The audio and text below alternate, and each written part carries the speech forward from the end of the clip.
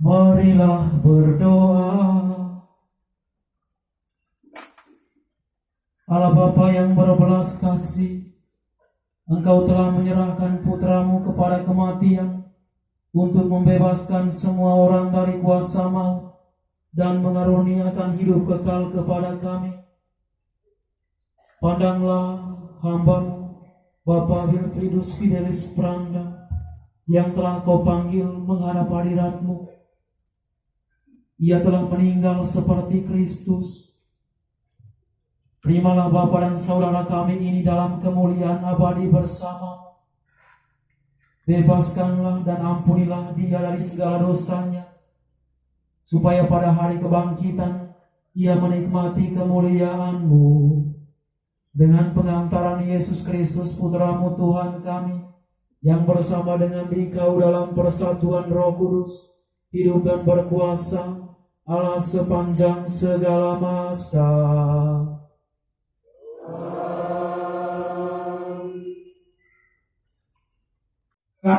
Namanya.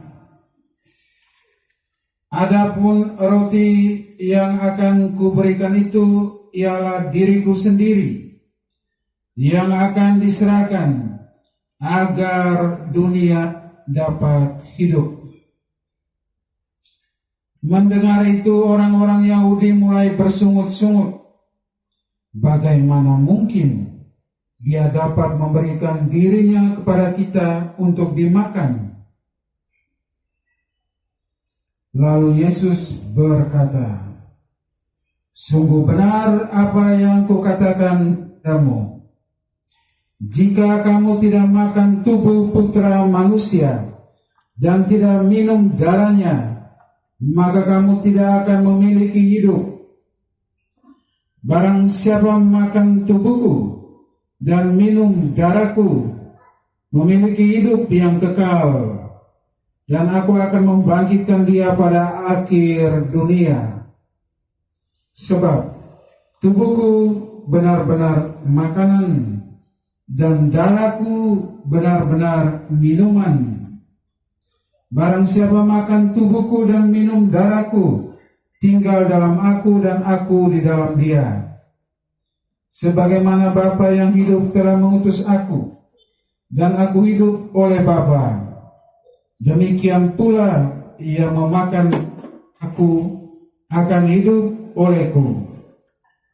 Maka roti yang turun dari surga bukanlah roti seperti yang dimakan leluhurmu yang sudah meninggal. Sebaliknya, siapa saja yang makan roti ini akan hidup selama-lamanya. Berbahagialah akan sabda Tuhan dan anakannya. Sabdamu adalah jalan kesenangan hidup kami.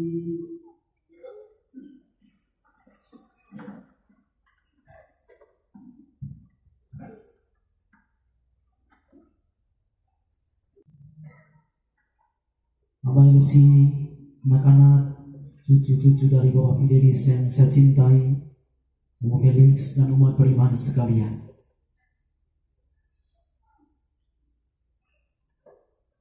Teks bacaan Injil yang dibacakan sore ini juga teks yang membahasakan dengan baik bagaimana keseriusan Bapak Fidelis bersama Ibu mengikuti perayaan Ekaristi. Sejauh yang saya jumpai dalam misa-misa di Labuan Bajo ini,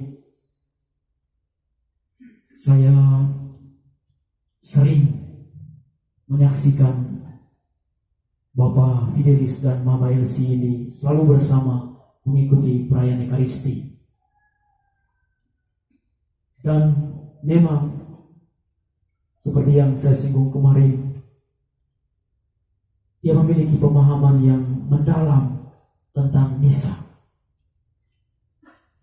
Dia punya daya refleksi yang sangat dalam tentang Ekaristi. Dan dia sungguh-sungguh yakin akan Kristus yang hadir dalam perayaan Ekaristi. Saudara-saudari yang saya kasihi, memang sebagaimana yang ditunjukkan oleh Bapak Fidelis dalam hidupnya, misa itu harus selalu menjadi puncak, harus selalu menjadi tujuan dari ziarah hidup orang Katolik. Dia sungguh-sungguh sadar bahwa doa tertinggi dari orang Katolik adalah misa. Tidak ada di atas Ekaristi. Dan memang begitu ajaran gereja. Perayaan Ekaristi adalah puncak dan sumber hidup beriman. Tidak ada yang lain. Dan hemat saya, Bapak Fidelis sungguh-sungguh paham tentang ini. Dan dia sungguh-sungguh iman. Saudara-saudari yang saya kasihi, fokus renungan ini adalah tentang hidup bagi orang lain. Tidak ada seorang pun di antara kita yang hidup bagi dirinya sendiri. Pun tak seorang pun mati bagi dirinya sendiri. Memang teks ini ngomong tentang Yesus yang memang datang ke dunia bukan untuk dirinya sendiri. Dia datang untuk kita, untuk menyelamatkan dunia. Ia ada di dunia untuk kita.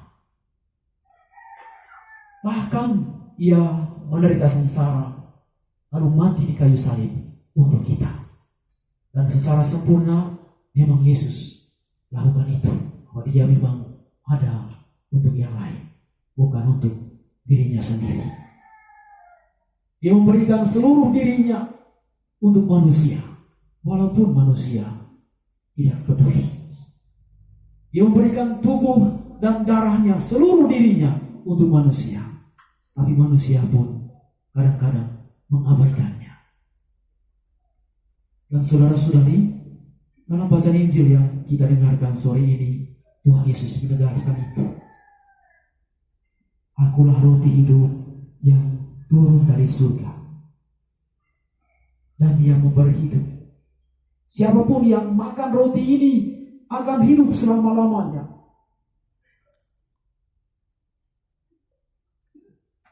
Para murid bingung, sebab yang dimaksudkan dengan roti adalah tubuhnya sendiri. Bagaimana mungkin dia memberikan tubuh dan darahnya untuk menjadi makanan minuman? Tapi ia terus tegaskan, ya, barang siapa makan tubuhku dan minum darahku akan hidup selama-lamanya. Barang siapa makan tubuhku dan minum darahku, tinggal dalam aku dan aku tinggal di dalam dia. Saudara-saudari yang saya kasih dalam Tuhan, kata-kata ini sejauh yang saya alami sungguh-sungguh dihayati oleh Bapak Fidelis. Setelah misa, suatu ketika dia pernah bilang begini, dan saya yakin tentu itu Yesus hadir di sini, dan dia suruh memberikan tubuhnya, darahnya untuk kita. Dan saya yakin betul, dan sungguh-sungguh percaya akan hal itu. Maka dia mengajak orang-orang yang ada di sekitarnya, termasuk ACKN yang di Pogo waktu saya ke sana, untuk menghargai Ekaristi, untuk serius memaknai misa. Karena dia sungguh yakin ini bukan akal-akalan gereja, Ini bukan main-main. Perayaan ini sungguh-sungguh agung dan mulia. Sebab orang menerima Kristus secara sungguh-sungguh. Tentu bagi yang mengikutinya dengan serius. Tentang Yesus yang hidup bagi orang lain, saya hubungkan dengan perjalanan hidup Bapak Fidelis sejauh yang saya saksikan dan juga yang saya baca. Dia memang telah hidup di dunia ini tidak hanya untuk di Momere, kemudian di sini. Luar biasa. Dia telah sungguh-sungguh menunjukkan bahwa memang selagi hidup ini kita harus menjadi berkat bagi orang lain. Kita harus hidup bagi orang lain. Tidak hanya memikirkan diri sendiri. Kalau hanya memikirkan diri sendiri, saya kira Bapak ini sudah lebih dari cukup. Sudah lebih dari cukup. Bila ia hanya pikir dirinya sendiri. Anak-anaknya sudah besar. Dia sudah mapan secara ekonomis finansial. Tidak perlu lagi repot-repot dengan urus rakyat, urus orang lain. Tapi karena ia menyadari panggilannya bahwa dia harus berguna untuk orang lain, maka ia berjuang sampai mati. Kemarin saya bilang, dia berpolitik sampai mati. Dia berjuang sejati, yang pantang menyerah. Dan saya yakin motifnya adalah kebaikan banyak orang, bukan kebaikan keluarganya. Karena untuk keluarganya, dia sudah lebih dari cukup. Tapi dia memikirkan banyak orang. Dia ingin berjuang untuk Manggarai Barat ini. Dan saya juga kemarin katakan, keterlaluan, sangat keterlaluan. Kalau Manggarai Barat merupakan dia. Dari 2003 sampai 2005 sebagai pejabat bupati, kemudian dari 2005 sampai 2010 sebagai bupati. Dan dia telah meletakkan fondasi yang kokoh untuk Manggarai ini. Sehingga memang tidak berlebihan kalau diberi gelar pahlawan Manggarai Barat bersama dengan teman-temannya yang lain. Saudara-saudari yang saya cintai, apa latarnya, apa motifnya? Saya sangat yakin ia berkaca pada gurunya, pada Yesus yang diimaninya, yang datang ke dunia untuk orang lain. Tidak ada tokoh lain yang menjadi panutannya. Oke, barangkali ada tokoh politik nasional, internasional. Tapi sebagai orang Katolik, dia pasti melihat Yesus sang gurunya yang hadir di dunia ini untuk orang lain, bukan untuk dirinya sendiri. Apa buktinya? Ya, dia rajin ke gereja, dia rajin berdoa, rajin ikut misa. Karena itu kekuatannya untuk berpolitik. Dan sejauh yang saya amati, dia sungguh menyeimbangkan politik dan doa, hidup rohani dan karya kemasyarakatan. Dia mampu menyeimbangkan dua sisi itu. Menyeimbangkan antara berjuang di dunia mencari harta, pangkat, juga pelayanan dengan perjumpaan dengan Tuhan. Dan saya kira dia mengalami banyak sukacita karena dia tidak meninggalkan Tuhan dalam karir politiknya. Apalagi dukung secara kuat oleh Mama Elsie dalam doa dan motivasi. Dan saya sangat yakin saudara-saudari yang dicintai Tuhan, hidup bagi orang lain yang ditampilkan oleh Bapak Fidel di sini menginspirasi Manggarai Barat kita semua tentang bagaimana hidup untuk orang lain.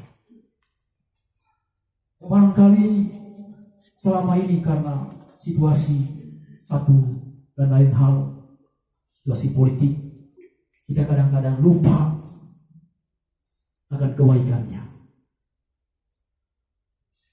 Barangkali kita mengabaikan